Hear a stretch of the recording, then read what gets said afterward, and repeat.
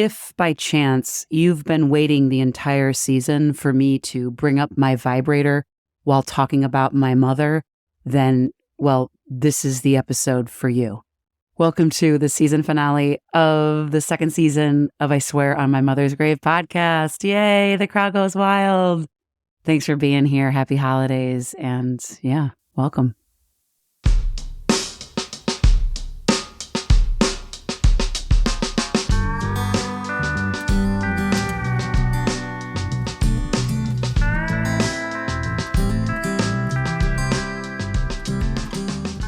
So this is it, friends. This is the end of 2022 and the end of season 2. We did it. We did it. I hope you can get some rest, celebrate the year's wins, get out into nature, maybe get a massage, and just cozy up this holiday season. I will be saying it again at the end of the episode, but I just wanted to take a minute right now and truly thank you all for listening and supporting and loving this podcast. When you reach out to me via email or social media messages or texts, or even send me voice memos off of our website, letting me know how each episode affected you and telling me your personal stories with grief or loss or estrangement, it sounds cliche, but it is 100% true that it means a lot to me.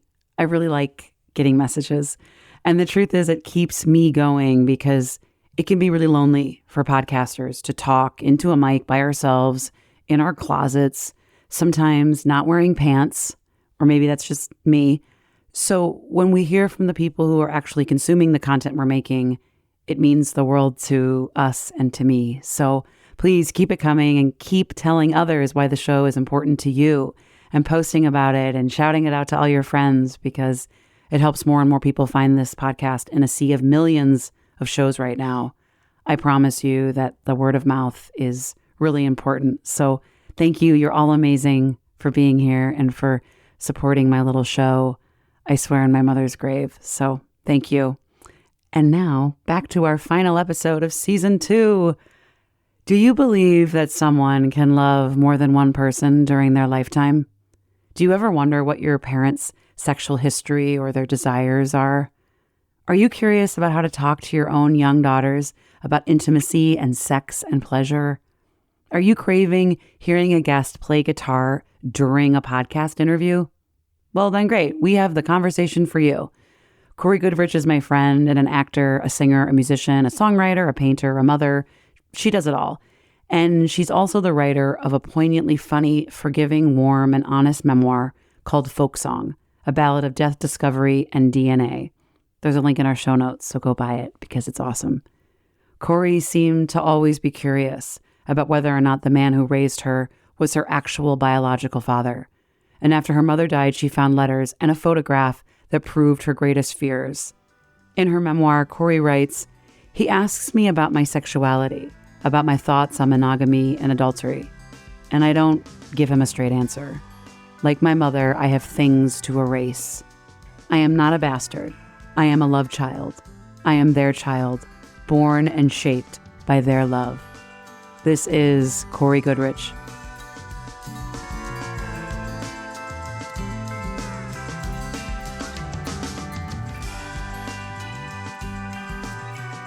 I asked her once when we were in a fight, when I was in my early 20s, and we were fighting, and I said, "Is Daddy even my father?" And Cory! And she just kind of shut it down and got really upset. So again, did I know and just didn't accept it?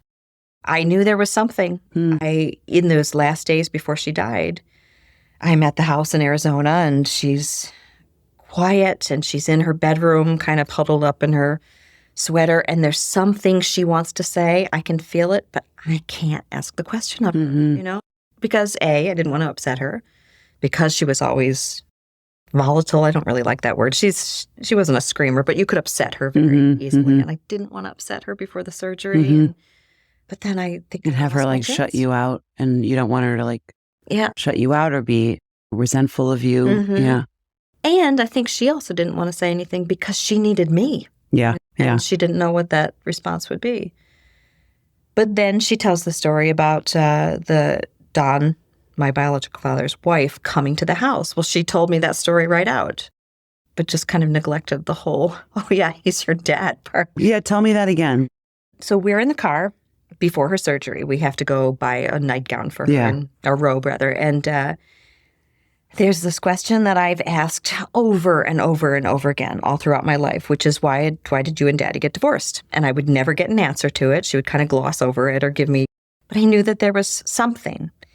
And I stopped asking the question about the time my children were born because I wanted things to be calmer. I just couldn't fight with her anymore. So I know she's about to have surgery. I know that there's a possibility she's going to die during surgery. And we're in the car and I'm driving, which I also remember being really strange because you don't drive your parents. Your parents drive you. Yeah. So I'm driving her car and I say, well, why did you and Daddy get divorced? One last time, I think. Maybe she'll tell me. And then she says, well, I had an affair. You knew that, Cory. And I'm driving in Green Valley where people only drive 20 miles an hour. But I'm like, okay, well, yeah, I sort of knew that. But I didn't know because she'd ever told me. I knew because I suspected, right? And because I have some memories of being young and in a hotel room.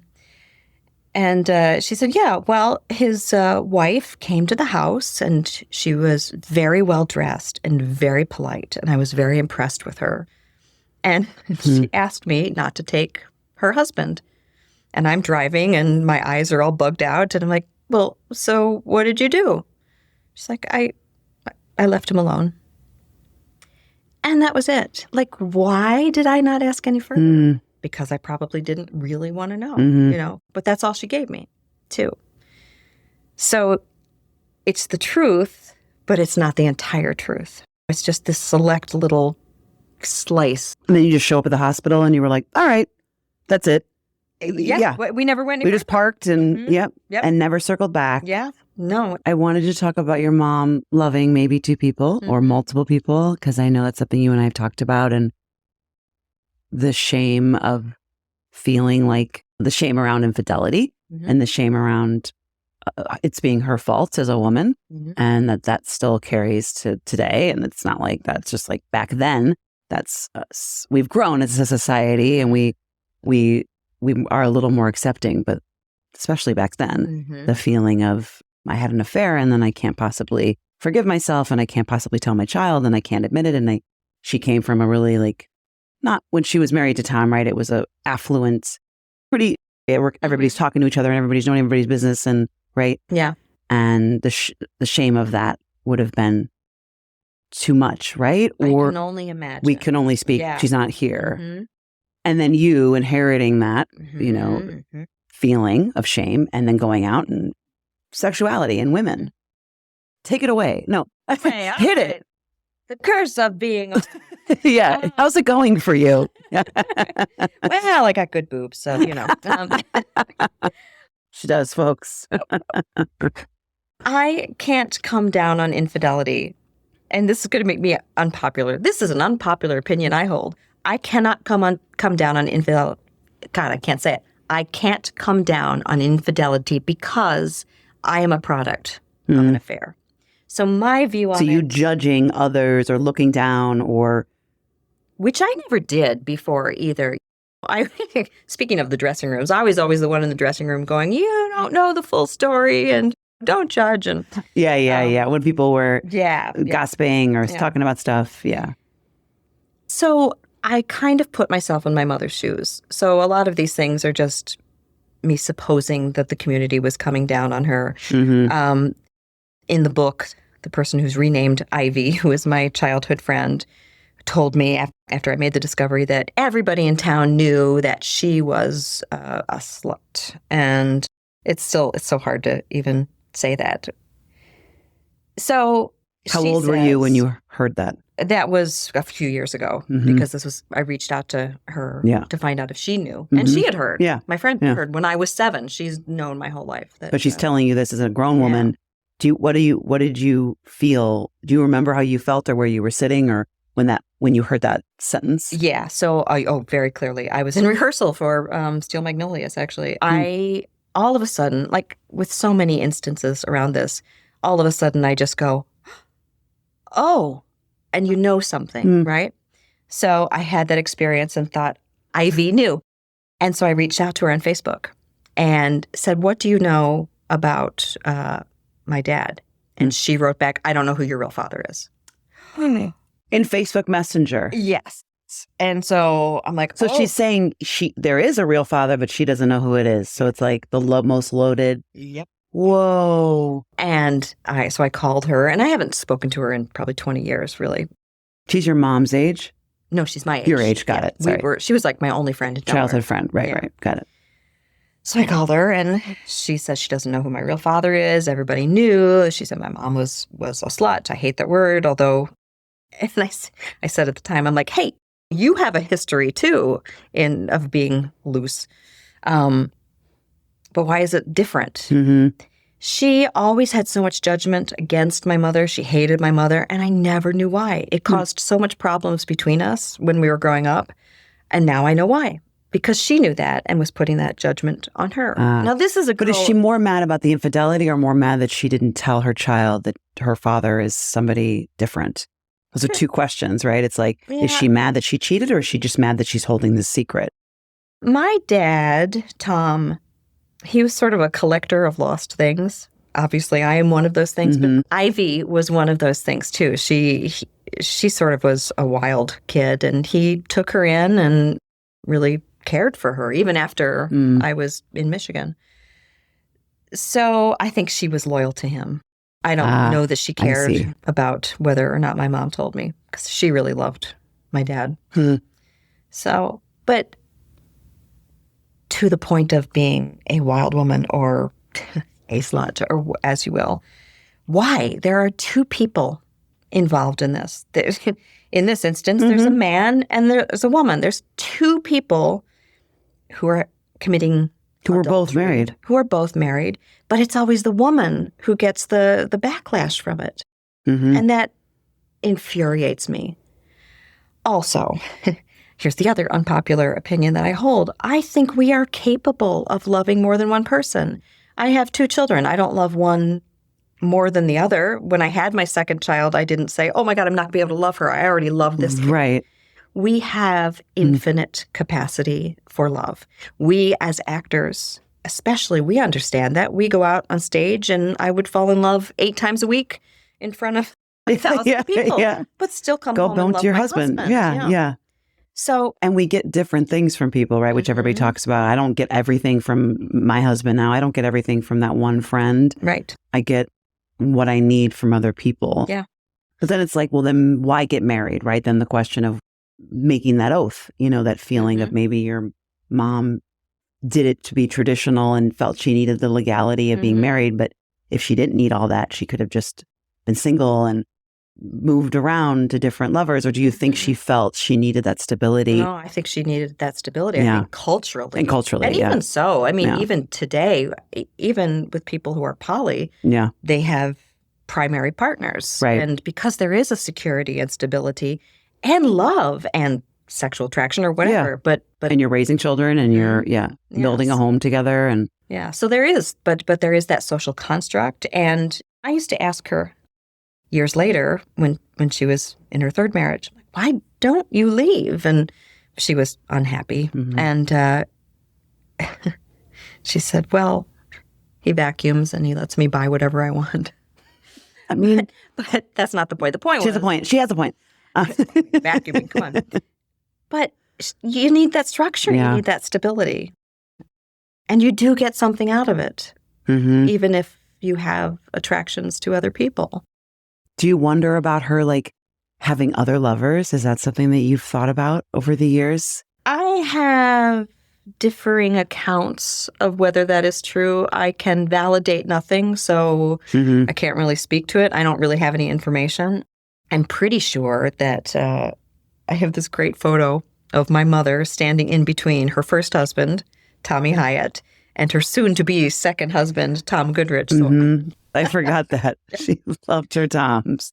But that relationship might have started from an affair. I don't know. I mean, I don't know. But to look back at this woman who was born in 1927 She was a rebel badass. Gorgeous. And I didn't know that. I didn't know that until after she died. She knew she was a looker and beautiful. I know she had siblings and they danced together, right? They sang and right. She was like a Julie Andrews, not Julie Andrews, Andrews' sister. Andrews' oh my sisters, God. yeah. I need some more coffee.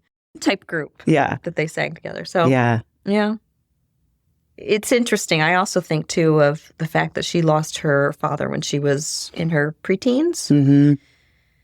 And what does that do to a person when you're seeking out the approval of a man that's like a father figure? Mm-hmm. And Tom was 17 years older than she was. So I wonder if there's that, trying to get that approval. And also that because she didn't have that, because she didn't grow up with a father, maybe she didn't think that it was so unusual. Oh. We kind of do to our kids what has been done to us. Mm-hmm. It's sort of that generational trauma that keeps going. And I mean, I don't think that was a conscious thing on her behalf, but maybe that went into it. Did she talk about him with you? Her dad? Yeah. Never. I tried to get information. The only thing she told me was that he died of acute pancreatitis. Or is it pancreas? Or yes, his pancreas burst. And he didn't go to the hospital because he's a man. And then he ended up dying a few days later. That would happen if your pancreas explodes. But she was young. I mean, and then think about 3 young girls, because her 2 sisters were younger than her, and her mother, who was super, super smart, but really couldn't get a job in that time. I think how difficult that must have been. So her mother pushed the 3 of them into show business. And I think there may have been some shady dealings. She mentioned one time that she was in was it Miss Delaware or Miss Pennsylvania? I can't remember which one, but they basically told her, you can win this competition if you sleep with this judge. She told me this, and she never told me what happened. Or no, she did say she dropped out. And what did she consider it for a second? Did she just say no right away? I think she just said no. Yeah. But I think maybe that went into this dislike of her mother, because maybe her mother kind of, excuse the expression, pimped her out a little bit. Yeah. I don't know, though. I mean. Yeah. Don't you? I always want to, I've been thinking lately about, what my mom's, I'm going to do it. It's my show. No, my mom's sexual, kinks. Mm-hmm. Oh, yeah. This is my favorite. Here we go. Hey, the show's cooking now. I do. Sometimes I think about, what got her excited, or how she got off, or, right? Did she masturbate? These are things I don't spend a lot of time thinking about it, but sometimes when you masturbate really hard sometimes and you start crying, really big emotions come up and it's this release and it's really intense. And I wonder. I've scared many men away by that. So. Yeah. Well, I'm just talking about being alone. If that's interesting, right? If someone was in front of me. But those feelings that come up, and I just have a feeling my mom, I don't know. I wonder. And I can't ask her now. Right. But I think I would, if she was alive and I had this show and I was this ballsy now and I was this open and honest with people, I would probably be like, can we talk about sex? I mean, we talked about sex when I was a kid because my mom's a biology teacher. So we talked about sex, and I've had an abortion. But I didn't get into details. I'm saying now as an adult, I wonder if I could say, Mom, did this ever hurt? Or were you into women? Did you like foreplay? I don't even, do you wonder that stuff? Or where you get your, Cory, you do what you need to do. You say what you need to say. Oh, get me into trouble, isn't it? It doesn't have to be, you don't have to be so personal. I don't need you to tell me everything. I just mean, you tell me what you want to tell me. But I do wonder what is inherited sometimes is what I'm saying. Even my dad, I have a really active imagination. I don't know. Where does that come from? So a couple of things. And we're sober, folks. We're sober. For now. So when I was a teenager, 16, I had a boyfriend in Delaware, and I went back to Michigan, and he had written me some racy letters. Yeah. She found them. She didn't just come across them. She went into my room and went through my drawer and read the letter and just tore everything apart. And for real? Oh, yeah. She was furious. Why? Because she was scared of what was going to happen. Got it. We actually didn't have sex. She was more like, you're too young. I don't know why this is happening. Yeah. Yeah. I mean, that in itself, the almost The having irony? sex story is really funny. But But the irony of also Wow. like going into your business, finding your stuff oh my God, when she had secrets for, I didn't even think about that. You're absolutely right. well, that's what I'm here for. Mhm. I'm paid all of the big bucks to have a show where I make no money and I tell you what I observe. No. I'll give you my copay. So she goes into my room. She finds this letter. She tears it apart and makes me clean it up afterwards. Yeah. The injustice of that, I will never forget. Like, you made this mess. Clean it up. But she said something that I will never forget, which is, she said, I don't know why you're so into sex. It's not that good anyway. Mhm. And I think about that all the time because I wonder if sex was Not ever good for so her. good or if for her. sex wasn't good for her with her current partner. Or But that made me really sad. Or was there only one person that it was really good with? Yeah. And is that your biological dad? Is that some guy she met when she was in her teens? Is that somebody later in her? So there's some mystery for me about, I guess I can say this because everybody's dead, but Tom, my dad, had stacks and stacks and stacks of Playboys everywhere. And he had like pictures of naked women just hidden places. Sure. There was a mirror out in his workshop that if you flipped around the mirror, there was a naked woman there. And there were these little viewfinder things. You remember those little things you look through? And there were naked women. Like, so Wow. he's kind of a Randy perv there. Mhm. And since I never heard what happened between them, I was like, did something happen there? I don't know. I don't know that I could ask her. I think I've only had my sexual revolution as of late. So, Yeah. I mean, maybe I could now, but oh my God, thinking about talking about sex with my mother, I don't know if I could do it. No? Do you talk about it with your kids? Because you're pretty open. Yeah, because you are pretty open. Not with everything, but I mean, you don't want secrets, really. You want them to be raised as strong, independent women, or however they choose to identify in their later life. But that you said, like, we're going to tell you stuff. And as far as I'm concerned, the generational curse stops here. Okay. I don't want them to live that. I want them to be open about sex. I want them to feel free to explore whatever the heck they want to safely. And safely, that's also why what's happening in our country right now is horrifying because we're pushing women back 100 years. No, I think it's important. And I think there's part of their sex lives that are not my business, as my sex life is not their business. And first of all, no kid on earth wants to think about their parents having sex anyway, except for us, apparently. I guess for me, I'm a freak on a Saturday who wants to think about it. No, I just want to know, like, there's a certain vibrator that my mom used for her feet. It's like a massager for your feet and your back, okay? This massager can also be used other places because I own it. And most of my friends know this about me. It's like this wand. It's like Dr. Scholl's.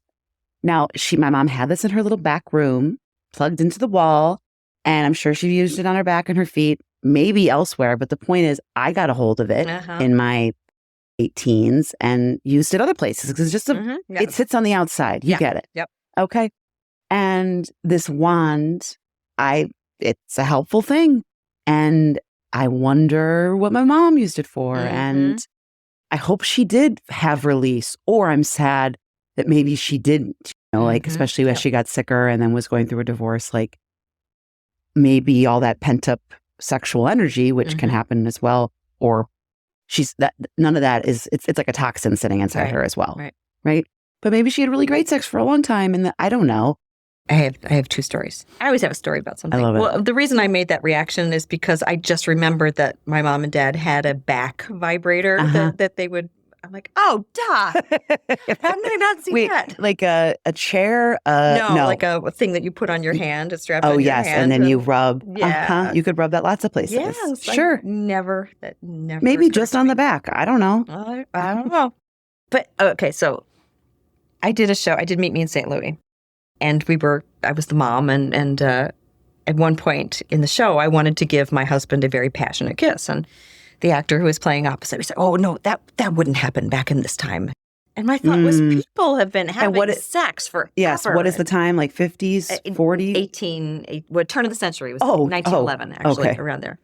And my thought was, no, No. people were sexual back then too. And, For years and years and centuries. yeah. So why wouldn't our mothers be? And that is something that I wanted It's just like to they do. say there's no trans people ever. And you're like, please, they were here before us. forever. Like, please, like for beginning of time. Exactly.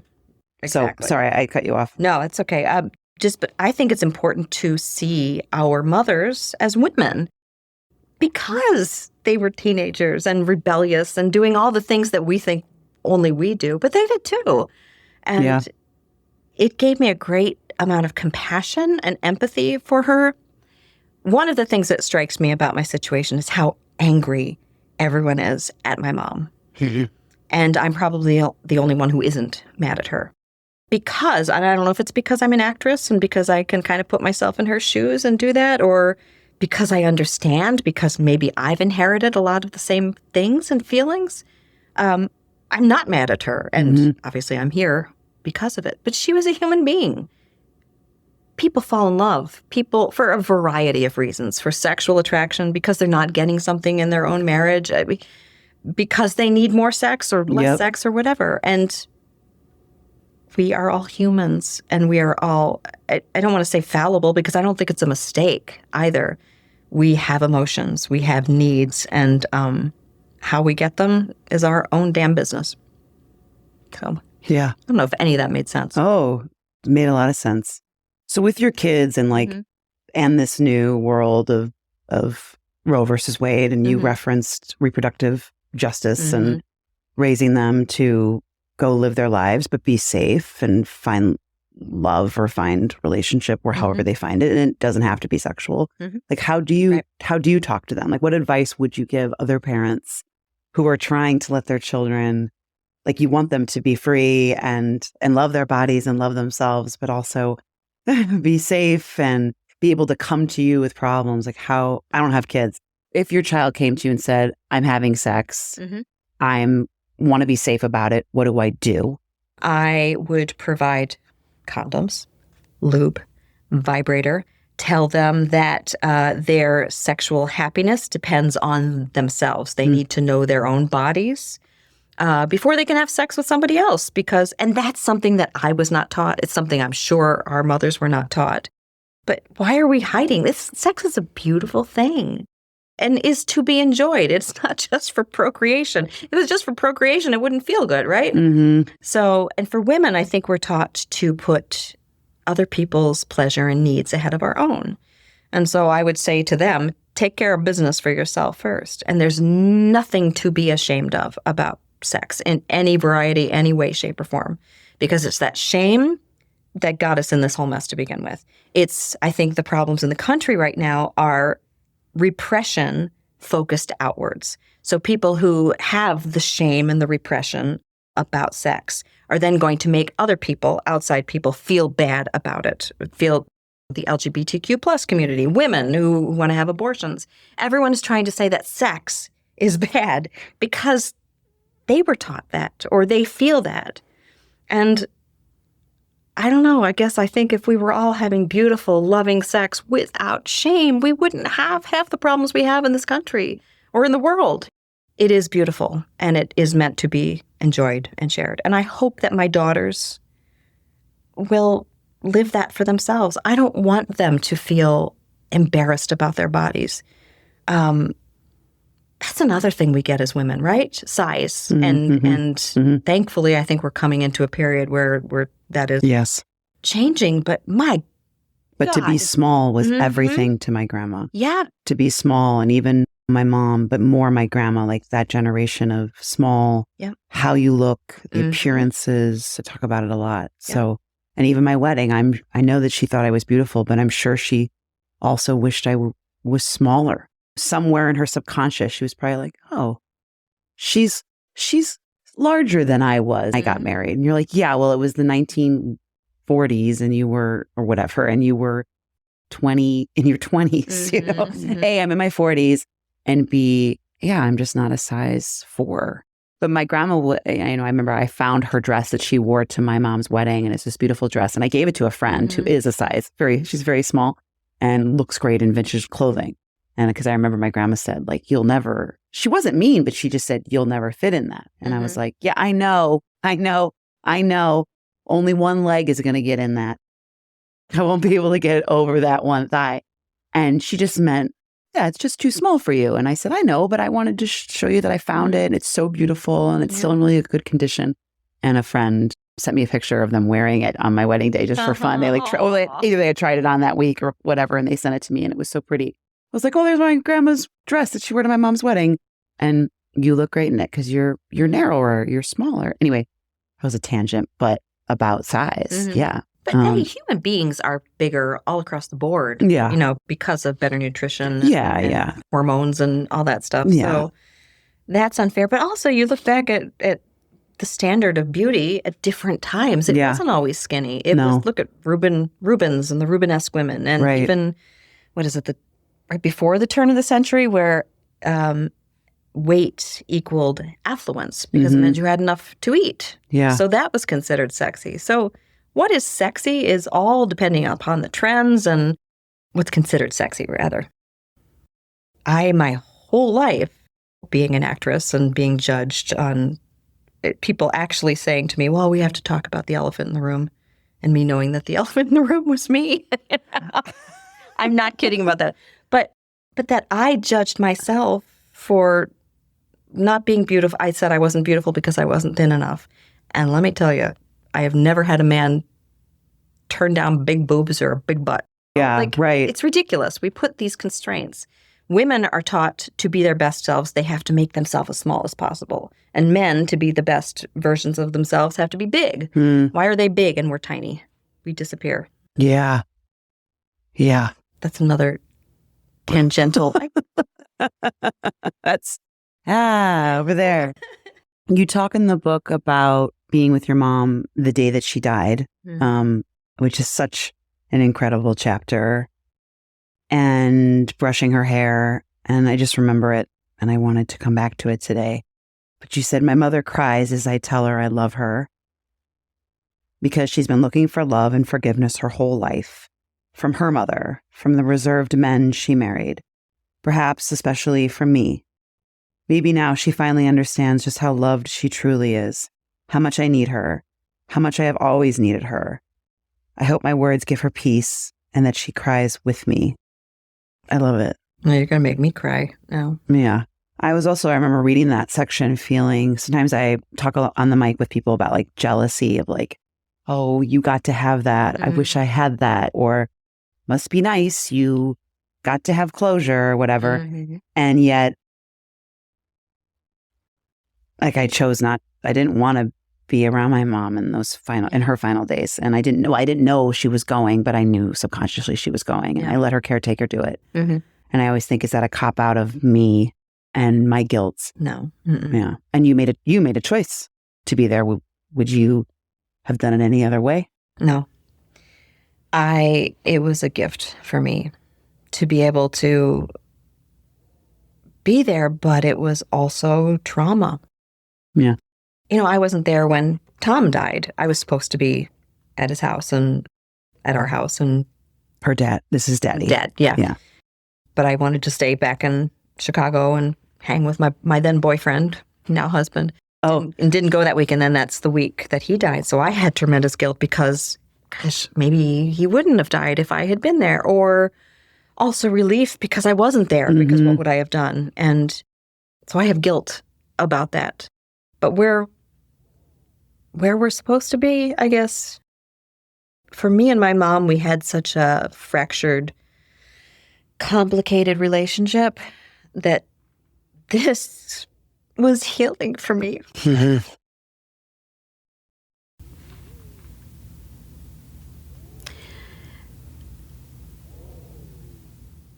We couldn't really talk.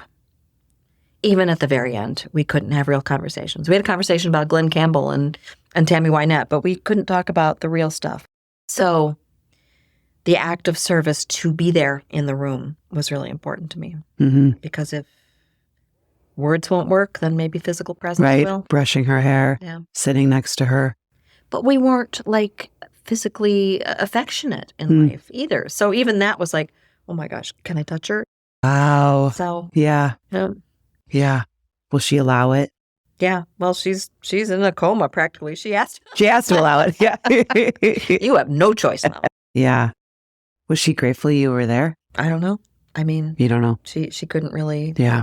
communicate at that point. I think so. I mean, I know she was glad I was there before she went to the hospital. Right. So, Right. But It was coming out of the surgery right? Yeah, that was. Yeah, we had that. I write about that in the book, where she wasn't coherent, and the thing that I do remember was when she sat up and reached out to somebody that wasn't in the room, like as if she was asking them to take her and repeating the Lord's Prayer, which I never knew my mother to be a religious woman. Yeah. For her to just do that over and over and over again. And you'd never seen her do that before. No. Say, pray for me, Cory. Pray for Ernie. Like, okay. It was crazy. But I also love there's a chapter called Fuck, which I also forgot about. I was like, oh, right. I'm not afraid of the swear words. When you're singing Your Mother's Soul to Heaven, your final performance for her, do you remember that tune? And is that something you could potentially sing or play for me now? Yeah. Actually, that song is so special to me. There's two of them that I sang. I'd love to hear it. Yeah? Well, do you want me to talk about them? Yeah. First? I'd love, a little backstory. Yeah, I wrote in the book on the margins, I wrote, gorgeous, I'm sobbing. Me, Dana. Because you're talking about her heart stops beating after you're singing. Who is Mark again? Mark was the nurse. Thank you. Because I was like, he touches your shoulder and he says, she's gone. And you say, but I will finish that song as her soul makes its final ascent to God knows where. And just like that, it is done. And then the rest of your story begins. You have to buy the book. So the story about singing her to heaven. I did a show here in Chicago, Ring of Fire, in which I played June Carter Cash. And that was with Greg, right? Yeah. And in the show, there's a point where we're singing Far Side Banks of Jordan, which is, of course, crossing over to heaven. And metaphorically, in the show, Johnny and I were singing to each other, and I stood up with my auto harp and stood and turned around and sang the last line to him across the stage, and then left the stage and died, essentially. If I didn't trip, sometimes I tripped up the stairs, and it was not so touching. But it was this beautiful moment. It was so beautifully staged and simple and gorgeous. So we're in the hospital, and I know we've turned off the machines, and she's going to pass, and everybody's silent, and I know I have to sing, and I'm scared to do it because I know when I get emotional, I can't sing. But I started to sing Will the Circle Be Unbroken, which I will play for you. Because that's a song about dying and seeing your loved ones on the other side, and the circle of life going on, and family and love. And so I sang that, and she was still with us. What am I going to do? What am I going to do? I'm thinking of all these songs. Well, her favorite musical is Mamma Mia. Can't sing that. That's really weird. And, what am I going to do? What am I going to do? And then I remembered Far Side Banks of Jordan.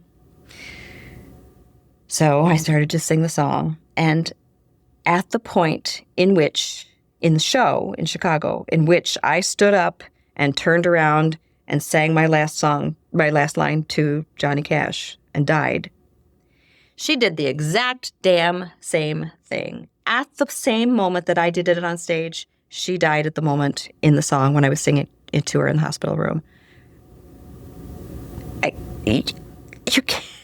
You can't write this stuff. Yeah. I mean, not that she knew the show or knew that happened. So did that happen because on some spiritual level that was meant for me? I don't know. But it was truly profound. And I'm not speaking about it articulately. No. I get it. I couldn't believe it.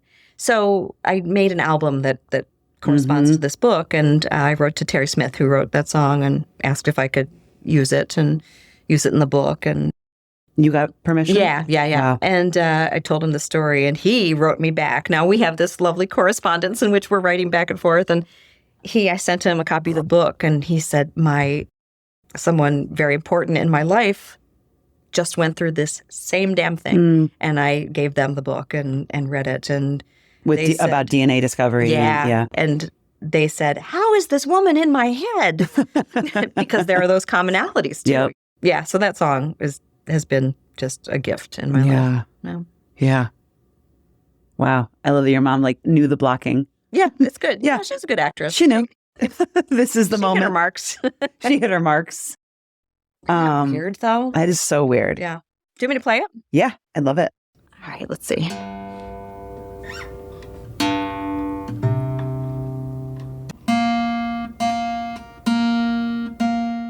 Fascinating podcast material right here. Tuning the guitar. It's the first time a guitar has been in here, so this is very exciting. I believe my steps are growing wearier each day. Got another journey on my mind. Lures of this old world have ceased to make me wanna stay. And my one regret is leaving you behind. If it proves to be his will, then I am first to cross. Somehow I have a feeling it will be. When it comes your time to travel, likewise don't feel lost. For I will be the first one that you see. And I'll be waiting on the far side banks of Jordan. I'll be sitting, drawing pictures in the sand. And when I see you coming, I will rise up with a shout and come running through the shallow waters, reaching for your hand.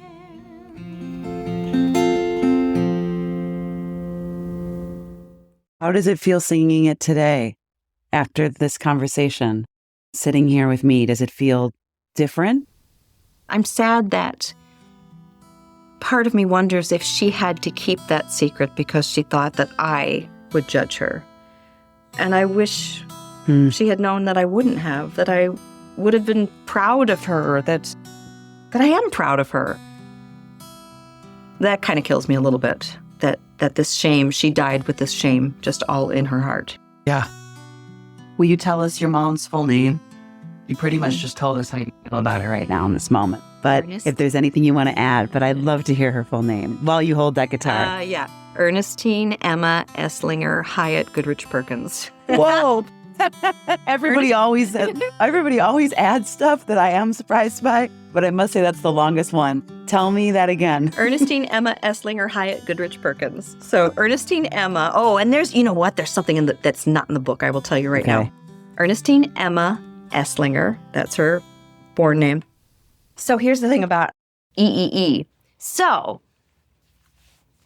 when we were writing her obituary, we have to put her full name. Yeah. And we had a discrepancy because we didn't know if her middle name was Emma or Eileen. Uh-huh. And in preparation for this, before she went to the hospital, I'm like, well, so what's your middle name anyway? And she said Emma. And I said, but what about Eileen? Because Eileen is on her birth certificate. Oh. On her driver's license when she died, it's Emma. So I said, what's with this Eileen? Is it like what's going on over here? Yeah. Like a saint name or something? Yeah. And she's like, yeah, something like that. Again, wouldn't tell me the story. So we still do not know why or when it went from Eileen to Emma, but she changed her middle name. Wow. Herself. That's weird. It is weird. But she didn't explain it. No. Because that's my mother. That's your mom. Little breadcrumbs. Yep. Mm-hmm. That's Ernie.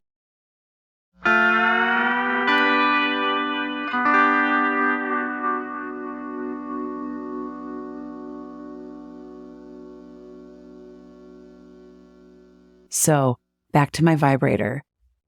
My magic wand vibrator does make me cry. I mean, not always, but there is, whether fast or short, an intense, immediate emotional release. I'm not alone in this, right?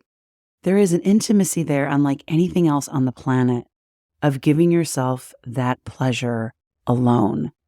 The act of listening and giving your body something it craves, letting your imagination run wild, slowing down, and releasing breath. It is all release. And my emotions come flooding out. Sometimes happiness, sometimes intense shame, sometimes longing, sometimes ecstasy, but it's all a release. Fantasizing about people on the White Lotus TV show is one thing, and I'm Team Ethan, but sometimes I think of former lovers, of actors I've been in shows with, of friends, because I'm human, and I know I'm not alone in that. And hi, husband, if you're listening, I also fantasize about you. And I wonder if my mom, you knew this was coming, felt this release in those later years of her life. Like when her body was in crippling pain, when her feet tingled so bad they burned and the battery in her back wasn't working anymore and she could barely stand up. I know she loved watching reruns of Sex and the City. And maybe, I don't know, maybe that got her juices going again. And the foot massager, in quotes, was by her bed. I used to recommend medical marijuana to her for her pain, which she never took. She just stuck to the big dogs like Oxycontin and Vicodin.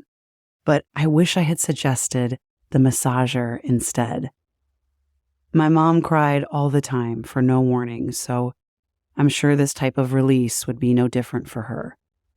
But I like to think she would be smiling while crying with this type of release and relishing and remembering what this feels like, this pleasure, something she might not have felt for many years, like a long-distant friend coming back into your life and reminding you what connection and happiness can feel like.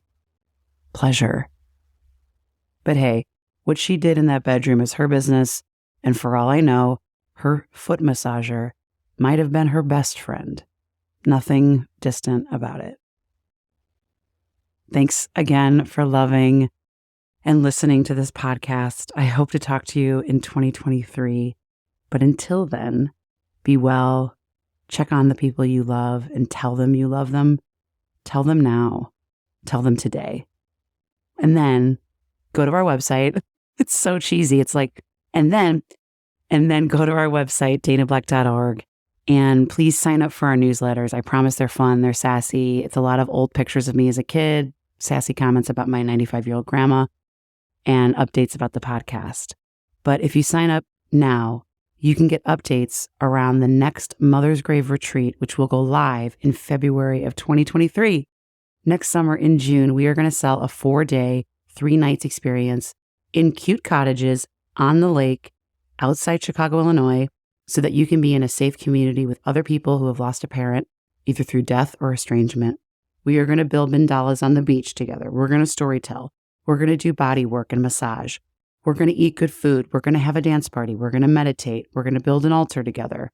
We're going to go on walks, and we're going to rest, and we're going to laugh a lot. So, a past retreat participant from this past October's retreat, the first ever Mother's Grave retreat, said that this retreat experience was one of the most healing and needed experiences of their adult life, and they wish they could go back every month. So, be sure to sign up for emails at danablack.org so you don't miss the announcement when it goes live in early 2023. We are selling 8 spots, so I hope that you will be one of them. Before I go, I wanted to play you a song that Cory said she wrote 3 months after her mother died. She was blocked artistically and emotionally and couldn't write anything. And then one day, this song came to her. It's called Unspoken, and this is the version from her full album called Long Way Around.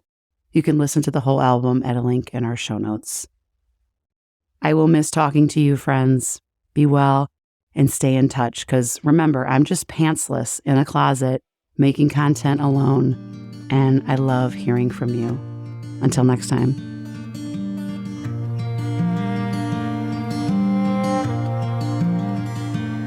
A tiny dancer, your mama wanted you to sing.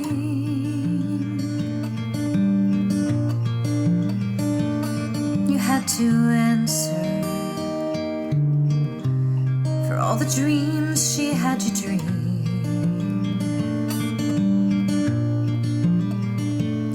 You wouldn't tell her that those dreams were not your own.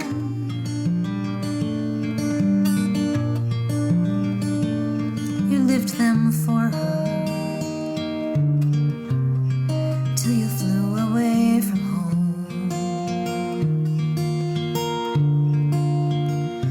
And there are so many words left unspoken. It's hard to heal the heart when it's been broken. When there are secrets that you keep, and there are lies you learn to tell, it breaks your heart. My mother's daughter, I learned to hide the truths I know.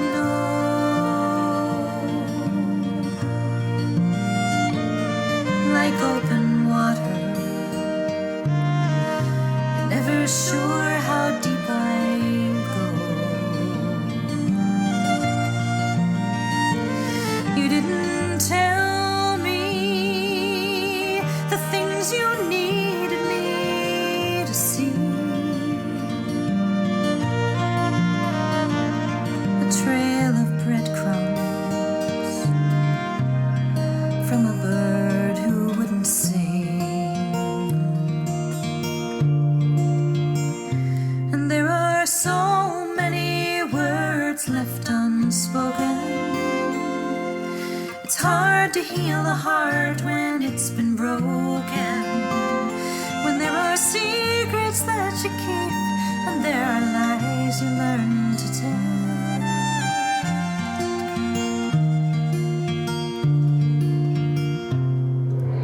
Why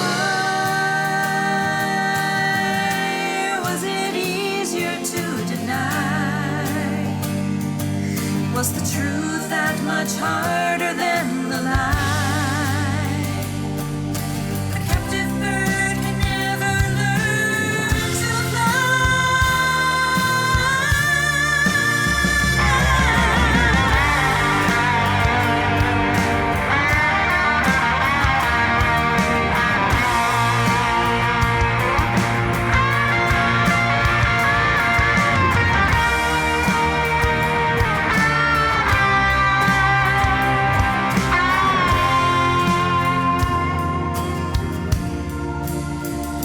And there are so many words left unspoken. It's hard to heal my heart once it's been broken. When there are secrets that you keep, and there are lies you learn to tell, it breaks your heart.